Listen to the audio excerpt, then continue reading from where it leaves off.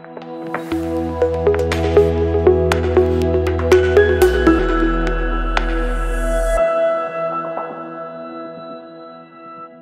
je suis Mbaye Sow, membre de l'intersyndicale des travailleurs du côté territorial du département de Rufisque.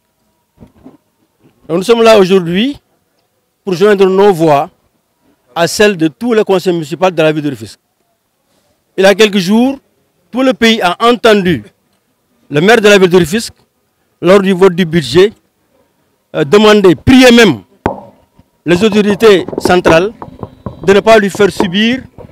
ce qu'il a appelé un tremblement de terre financier. C'est-à-dire que l'année précédente, le budget de la ville de Rufisque, en l'occurrence la CLVA, a été amputé de 400 millions de francs CFA. Malgré tout, cette année, alors les autorités centrales ont semblé faire la sourde oreille parce qu'ils sont passés de 400 millions à 800 millions de francs CFA. Donc,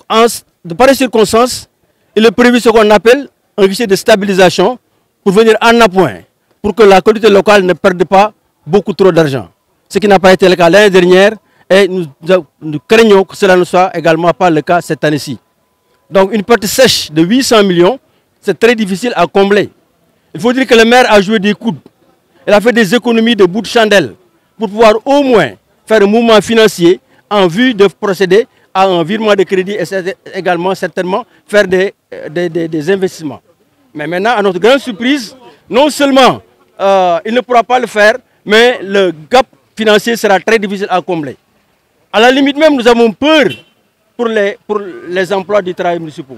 Donc c'est des choses qui ne s'expliquent pas. En tout cas, le maire, dans sa communication, il a dit qu'il va saisir toutes les opportunités que lui offre la loi de recours pour être rétabli dans ses droits. Nous le suivrons dans cela. Mais en attendant, nous lançons un appel à toutes les autorités centrales et locales de ce pays-là pour leur dire qu'une ville comme Rufisque, qui a un temps donné, une ville comme Rufisque, avec tout ce qu'elle représente, sur le plan historique et sur le plan culturel, on ne doit pas laisser mourir cette ville-là. Et l'étouffer financièrement, progressivement, c'est une manière de tuer cette ville-là. Et nous ne l'accepterons pas. Donc si c'est une erreur de la part de ceux qui ont procédé à la répartition, nous leur demandons de rectifier simplement. Maintenant, si c'est pour d'autres raisons, des raisons que nous ne pouvons pas comprendre, nous leur demandons de revenir à la raison et de rendre à la ville ce qui lui appartient de manière très légitime. Donc c'est un appel que nous lançons aux autorités en leur disant que ça c'est un pas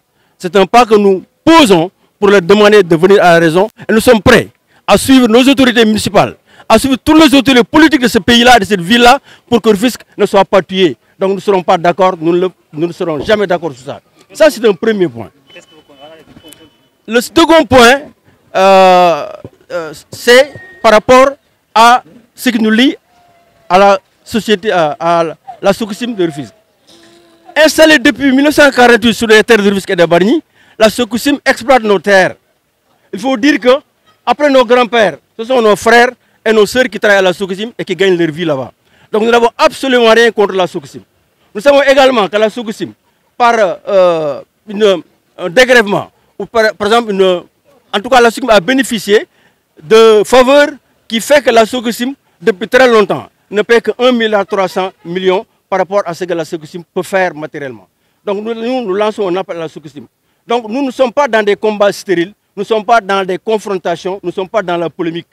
Nous savons que la Sococim est en train de faire des choses dans ce pays-là et dans cette ville. Mais nous savons également que la Sococim peut faire beaucoup plus. Pour faire beaucoup plus, il suffit que simplement la Sococim travaille de concert avec les autorités locales pour que, dans le cadre d'un partenariat, que la Sococim puisse faire des choses très visibles. La Sococim peut le faire et la Sococim en a les moyens. Donc c'est un appel que nous lançons à la Sococim. C'est un appel que nous lançons aux autorités municipales de s'asseoir autour d'une table, de discuter en vue de créer un partenariat public-privé qui sera bénéfique pour tout le monde. Ce que la Sococim est en train de faire sur le plan sectoriel, envers les acteurs culturels, envers les établissements scolaires, c'est bien, nous le saluons. Mais ça peut être beaucoup plus visible si la Sococim travaille dans le cadre d'une concertation avec l'institution municipale. Ce sera un partenariat beaucoup plus rentable, un partenariat beaucoup plus pensé, beaucoup plus élaboré, qui sera bénéfique à tout le monde. Donc c'est là que nous appelons les autorités municipales ainsi que les autorités de la ville et les autorités de la Sococim pour que ce travail-là soit fait. Donc en résumé, nous sommes là aujourd'hui pour montrer notre inquiétude à la face du monde que la ville de Rufisque est en train de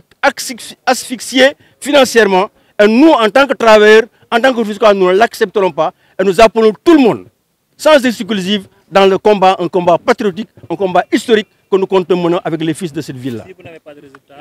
Non, en fait, de toute façon, ça c'est un premier pas, je l'ai dit. Donc, ça passe ou ça casse, comme disait l'autre. C'est un premier pas que nous avons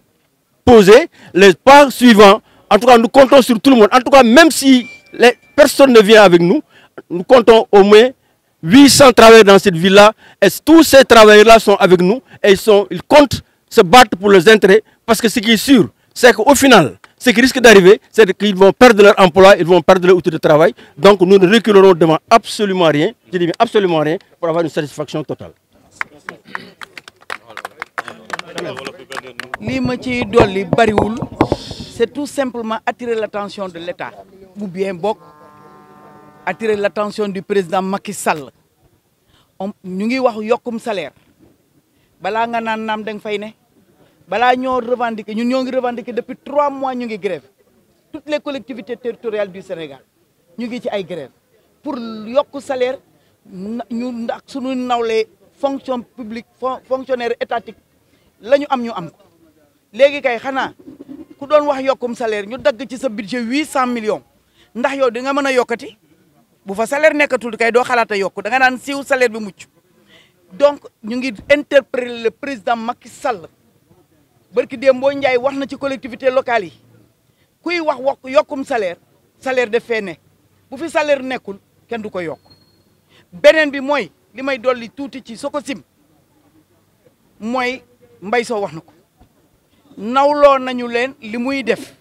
sant nañ ko ci ku ci jotul itam sa mbokk jot na ci waaye dafa am nu mu gënoon a rafetee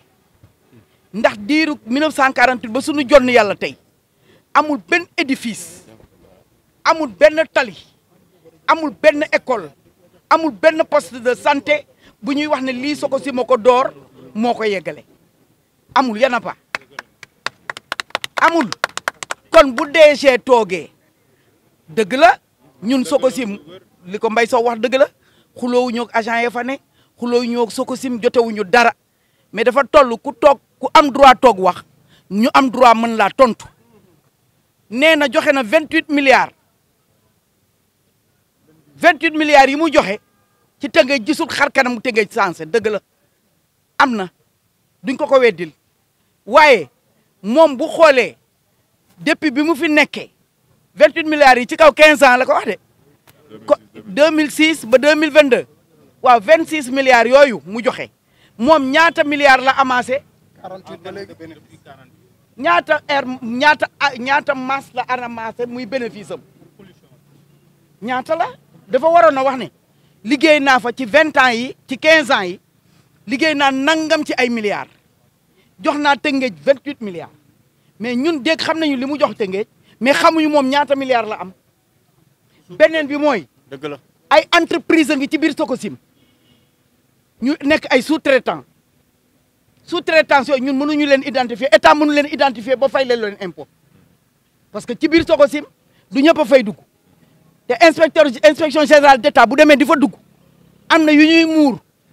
am na fuur yoo xam ne dañ koy fay muur ko ma wax ne nag responsabilité sociétale bu dul dara du dara àq dafa am Sococim dajji na et puis genn wàllu Tëngéej yëpp Sococim ma ko jël fañ daan bayee yëpp Sococim jël na ko lendeng Sococim jël na ko ñun deseetuñ fi dara d'accord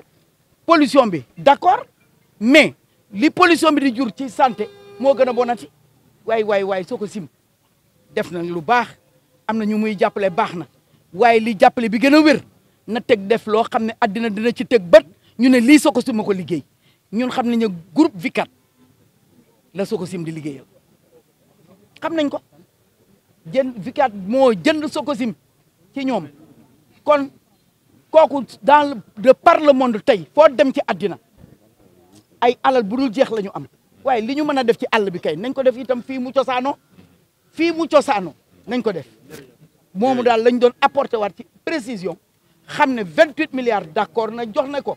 rafetlu nañ ko xeebuñu ko waaye ñaata milliards la dajale ba mën a def am 28 milliards yu mu joxe loolu la ñu bëgg a xam camarade je vous remercie. tey ngir jokkoo suñu baat ci baatu ñi nga xam ne mooy conseil municipal bi ku ne dégg na bërki démb fële ci bi nga xam ne ñu ngi voté budget Sénégal docteur Omar Cissé député maire docteur Omar Cissé yuuxu bi muy yuuxu di ñaan dafa dem ba sax bay ñaan ministre bi ne ko li ma daloon bi at bii ñu génn maanaam muy tremblement de terre maa ngi ñaan yàlla mu bañ ma dal ren. loolu mooy li nga xam ne mooy CELVA nga xam ne loolu mooy lu ëpp ci li nga xam ne mooy budget Tëngéej dañ ci wàññi lu mot 400 millions ba tax na maire bi effort yi mu defoon yëpp di wàññi fii di économiser ku laaj ñaar dërëm mu jox la dërëm pour mën a am lu mu investir loolu fexe ne ba loolu mënul woon am. donc mu doon ñaan ministre bi pour que ren ji loolu bañ ko dal mu mel ni nag ministre bi daf ko ne comme yaa ngi doon jooyagul xaar ma dolli la parce que bii yoon ren ji 800 millions lañ dagg ci budget bi ku ne xam na ne lu mel ni mairie Tëngéej bu ci daggee 800 millions day ñàkk mu am jeexital ay jafe-jafe ci li nga xam ne mooy kii bi ñu ne xamuñu lan moo ko waral su ko bu fekkee ne ñi ko def dañoo juum ci maanaam séddale bi ñuy séddale xayru nañ delluwaat ginnaaw defar loolu parce que maire bi nee na lépp loo xam ne yoon may na ko dina fa jaar ngir loolu ñu dellu si ginnaaw bu fekkee ne ñi ko def ñoo ko tey dem di xam ne dañ jàkkaarloo ak ñoom parce que amul dara ñu tax ñu war ko Sénégal moo tax ñu bëgg nag autorités yi ànd ak ñoom ñun nag dañuy wax ne dinañ ànd ak ñi nga xam ne ñooy suñu njiit yi fii ci maire bi dinañ ànd ak waa bépp waa Tëngéej bu taxaw jàkkaarloog ñooñu pour que loolu ñuy def bañ a am parce que loolu bu amee tey du baax ci Tëngéej du baax ci doomu Tëngéej du baax ci liggéeykatu Tëngéej beneen bi mooy li nga xam ne li mooy wàllu Sococim dafa am loo xam ne li daf ko am mooy maanaam nguur gi da ko wàññi li mu daan fay ba tax Sococim ren ji at yi yëpp fay lu dul 1 milliard 300 millions ci budget Tëngéej 1 milliard 300 millions def ci budget Tëngéej loolu mooy loolu la warloo ak maire yi mu ngi koy def te Sococim depuis 1940 ba léegi mi ngi Tëngéej diggante Tëngéej ak Bargny di liggéey suufu Tëngéej ak suufu Bargny ay doomu Tëngéej ak doomu Bargny ñoo fa nekk di liggéey nag ginnaaw bi nga xamee ne suñuy baay suñuy waajur ak suñuy maam liggéey nañu fa kon ñun amuñu benn jafe-jafe ak Sococim amuñu benn xarmeel ak Sococim li leen di ñaan rek mooy Sococim li mu tekk ci dëkk bi ak li mu tekk ci àdduna li muy joxe ci 1 milliard 300 at bu nekk naw nañ ko waaye gëm nañ Sococim moo def lu weesu loolu li tax nag Sococim moo def lu weesu loolu mooy dañu bëgg Sococim toogandoo ak ñi nga xam ne ñooy waa Tëngéej ji ñi jiite maire yi Tëngéej ji ñu toog waxtaan boo xam ne bi dañu sos benn partenariat boo xam ne bi dinañ gën a yaatal li ñuy def xeebuñu li ñuy def ndax dañuy jàppale école yi ñu ngi jàppale maanaam ñeneen ñi ñu ngi jàppale acteurs culturels yi mais loolu mën na gën a yaatu pour mu gën a yaatu nag il faut ñu tekk ci loxo ki nga xam ne mooy ndey ji seex boobu mooy maire yi Tëngéej bu ko tegee ci loxoom dina gën a yaatu ku nekk li nga si war a jot di nga si jot nañ liggéey Tëngéej te kenn du ci sonn donc ñun nekku ci ay jàkkaaru Sococim du suñu noonu du suñu adversaire jàkkaaruñoo ak ñoom xeexuñoo ak ñoom xulóowuñoo ak ñoom leen di ñaan rek mooy